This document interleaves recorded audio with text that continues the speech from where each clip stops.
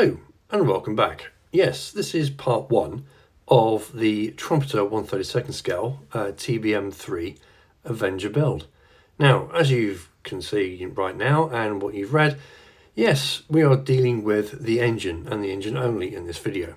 Now, I want to go through the construction, painting, weathering, wiring and all entendres with you through this video. Now, before I go any further, this is the first time I've actually done an engine like this. So yeah, pardon me if there are mistakes, but then again, we can all make mistakes. Anywho, the engine itself that powered the TBM3, along with a multitude of other aircraft within the US infantry, is a Wright R2600 8-twin Cylone, 14-cylinder air-cooled radial piston engine with 1700 horsepower output. So yes, it's a bit of a beast.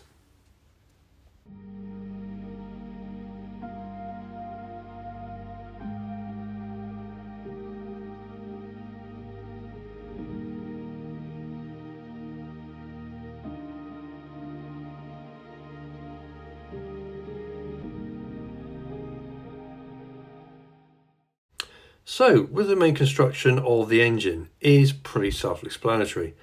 You've got basically the two halves of the actual parts of the engine that make up the cylinders. You'll have a seam line, but yeah, you're never going to see it anyway. So just get on with it. That's what I did. But anyway, you just put in the covers onto the top of the actual cylinders themselves and just put in as much of the detail or kit parts of detail actually on as you can. Now, the only sort of like issue I had with the actual construction of the engine, and you can't really call it an issue, was the actual piping that goes at the back of the engine. So before I actually did that, all the other bits and pieces, as in that firewall with the bracings for the actual engine main part, and I think that's your oil reservoir which is there, is basically just put together and ready to go. So one thing I'm going to touch on now is the exhausts. Now, these exhausts are, yeah, they're not bad, but I've actually drilled them out. However, these aren't the final bits that you're going to see coming from the cowling. So, how does I do it? Well, very carefully and without cutting my fingers off, I'll just basically put in a number 11 blade into a scalpel holder and start turning, making a hole, and as you can see, just making that hole a lot wider. Ooh, yeah, innuendos akimbo. Anyway, as I wanted to actually get a deeper hole, fuck's sake, I just used a reamer, and then when that was done, I just came round with the extra scalpel blade and actually took the rest of the plastic out. Now, why am I doing this when it's not going to be on full show? Right, answer. I am going to be able to have the actual main cowling off.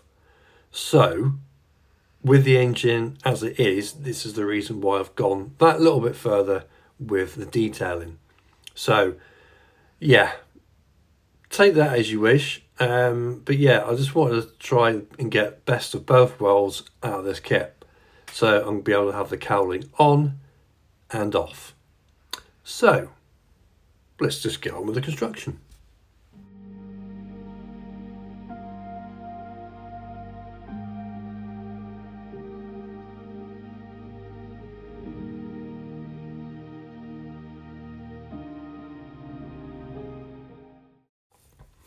Now this part with the piping that goes at the back of the engine, like I said, you can't really call it an issue. It's not an issue with the kit, it's just an issue with my eyes and trying to follow the instructions.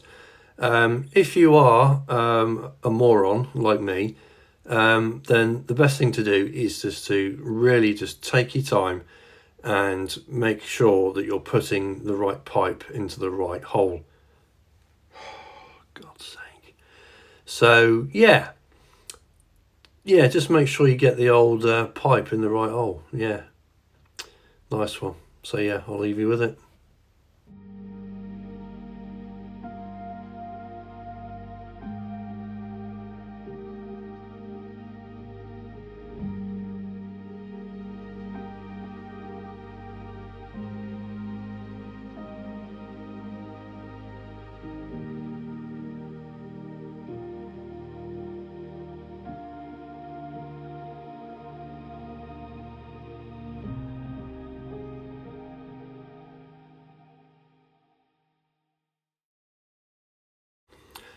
Now then, we are going into the first bits of the wiring. Now, all I'm doing is I'm just using like a small drill bit or a reamer just to make a little bit of a hole so I can fit some wire in. The actual, well, you can call it wire, it's actually soldering wire, and it's 5mm. Now, these are going to be basically the ignition wires that, well, the wires were connected to the spark plug fitted to each of the 14 cylinders. Now, with that, I've just cut them to length, slightly longer, because I didn't know really how it was going to sort of like fare, as it were. So I didn't want to make them too short. So it was a simple case of just cutting each length the same, popping some super glue and just sticking it into the hole itself and just waiting for it to set, which didn't take that long. So once that was done, I put all the rest of the wires in, and I haven't shown you because it was a lengthy process. Again, each of them wires is 0.5 mil thick. So yeah, there you go. So once that was done, I could crack straight on with the painting. Now, initially I painted everything with the XF1, which is the black as you've seen, and I'll be going through using the steel and the aluminium from AK Interactive.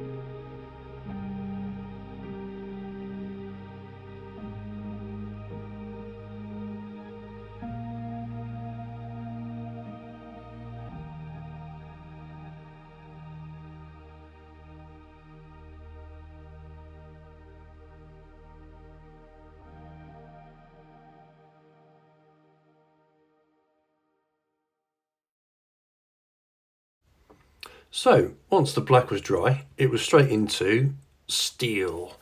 AK Interactive's Extreme Metals. Ooh, yeah.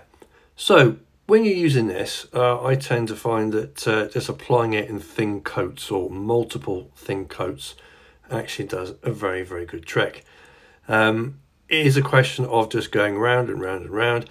But the reason why I've actually painted it black is for two reasons. One, it will accentuate the actual metal colours, but also it will provide you with a shadow if you were to miss any said places. So it's a bit of a fail-safe, so you don't get that sort of like light grey plastic showing because you've missed something. But anyway, just moving on, nice light coats. And once that was done, I did a very, very light coat of the aluminium just over the actual main sort of like parts that will be facing from the engine.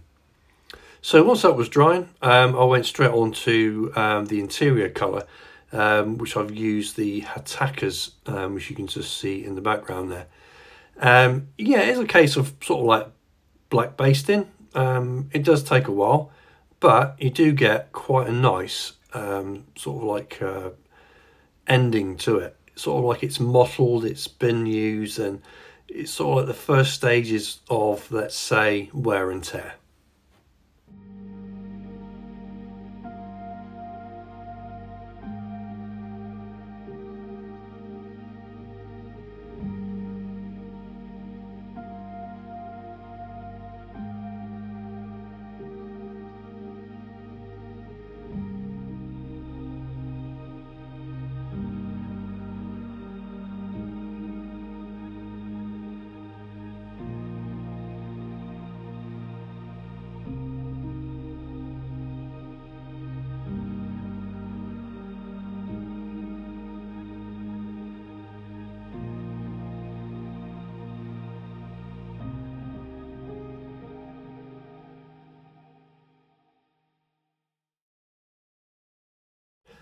So onto the main sort of like gearbox, and again that was painted black, as you can see, and then I went over it using a dark ghost grey. Now the reason why I've done it so light, one, because it was already painted black and it will come out dark anyway, but I just wanted to sort of like give it again that sort of like a bit of a mottled look. You know, it's not the one that you see at an air show where it's all nice and clean and all that kind of business. I just wanted something that looked a bit, well, used. So it's time, well, it was time to basically clear coat everything, which I did. And then it was just applying some decals, which I found some placards, and they were attached to the gearbox. Now, I did do a little bit of chipping. Now, I believe it is the oil reservoir, and correct me if I'm wrong, I probably am. But basically all I did was, once it was painted the silver, I brush painted the scratching effects from MIG over it, and then I covered it with the interior colour, but this time from MIG ammo, so it's an acrylic-ish. Now once that was done, I just got a bit of an old brush, applied water all over it, and just waited. Now I did put quite a lot of the scratching effects on. Now the more you put on, believe it or not, the more it's going to come off. So I did have to be a little bit careful because I didn't want to take absolutely everything off. I just wanted to take enough off just to show you a little bit of wear and tear, because hopefully I will have either the complete cowling off at some point, or I can actually take a panel off the opposite side, which will be the port side, where you can actually see the gubbins actually inside. So it was a case of, like I said, a bit careful, didn't want to take all of it off, but what I was left with, I was happy with. And so, back to the wiring. Now, what I did do is I actually used a Vallejo, not Vallejo, a Vallejo paint, which was the, oh God, what was it again? Come on, Lenny, think. Burnt umber. Yes, it was a acrylic burnt umber. Because the ones that I've actually seen on pictures, they are sort of like a blackish brown, and sometimes they're a bit more brown than black, so I just went with sort of like, hopefully, a happy medium. Now, using reference pictures from the walk around that I got from the Squadron book, I've put, hopefully, the wires in around about the correct area. And once that was done, I did have some loose wire, which I think was like 0.3, which I basically attached the ignition wires, or two of them together, as per the actual engine itself. Now, once that was done, I basically just went everywhere where I thought it was, and as per the actual book, like I've said, and then I actually just snipped off the excess, and that wire will be used for the firewall at a later date. So yeah, thankfully, as they say as animals, nothing was harmed during this video. So now you can see we are really getting some progress. The actual main engine now is attached to, let's say, the said firewall, or one of them, and as you can see in the background there, the other one is all ready to go. Now, what I wanted to do, because I had this, well, I do have this thought of actually having one of the panels off just near the cowling. I wanted to actually put in some wiring and some tubing and all that kind of business. So, with a search of the internet, I've actually found some. And so, what I'm going to do is carefully, as you see there, you put the pilot or the inner firewall together. So you've got a basic idea of how much room you will have to actually do it. Now, was it a bit of guesswork? Yeah, it was, but you know, I'm not that good at scratch building. So although I do have calipers now, I just thought, do you know what? I just want to chuck it all in and see what happens. And thankfully, I think it's gone okay. So yeah, it's just a question of, yeah, sticking it in, gluing it, and going for it, and just, I don't know, having a bit of an experiment, I suppose.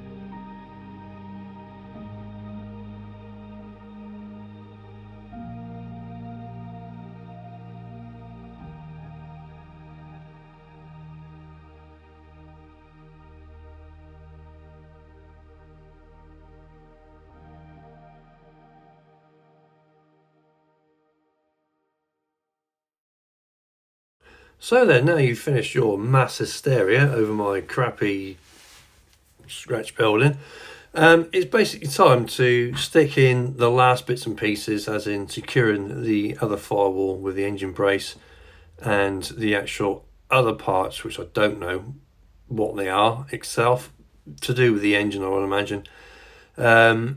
Actually just fitting them in and actually getting it all nice and secure. The actual piping itself, yeah, I did have to move it a slight bit just to get it in, but once it was in, the piping looked okay, and yeah, and I was happy with it, and that's really all I can actually ask for. Yeah, I was happy, so everyone's a winner. So it's weathering time. Well, I say weathering. Just using a dark wash, just putting over all the sort of like the recessed details actually on the cylinders, in and around the gearbox itself, and at the rear of the firewall. Now, what I did do, as you can see again in the background, you've got the X20, which is Tamiya's enamel thinners. And basically, I've just gone over it, coated it very lightly, not actually flooded it. So it does help with the sort of like the feed or the flow of it, of the actual wash going all over the detailed parts. As in, I think they call it the capillary action, or some penis did in the past. Anyway, so yeah, it was a case of just putting it on, letting it go, and yeah, see what results that you do get. And as you'll see shortly, what I do is get the old brush, soak it with the actual thinners, and go around and actually take in parts of the actual wash off, just to give it that sort of like really grimy, sort of like, yeah, this engine has seen a bit of action.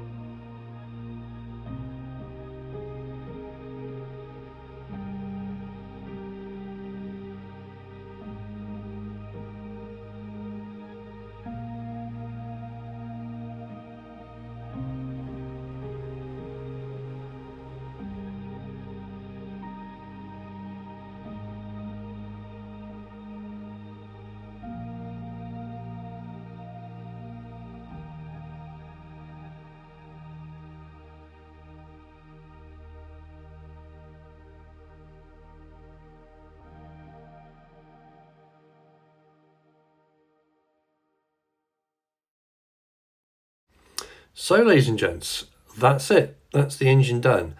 I quite like it, considering it is the first one I've ever done of this nature. Yeah, everything else I've just used like aftermarket stuff. So all the gubbins, like the wiring and everything else, is actually there. And all I've got to do is put it hopefully in the right place. But for this, I've basically gone virtually from scratch. And yeah, don't get me wrong, I mean, it's no masterpiece, but it's something that I've done for the very first time, and I actually am quite pleased with it. And yeah, no doubt I will do it again and hopefully do another good job or a better job than this. So, just remains me to say thank you for listening to my ramblings. I hope you enjoyed it. I hope you might have learned something. And yeah, I've got a good feeling about this build. So yeah, next video hopefully will be the main sort of like pilot cockpit area. So until then, I'll see you soon.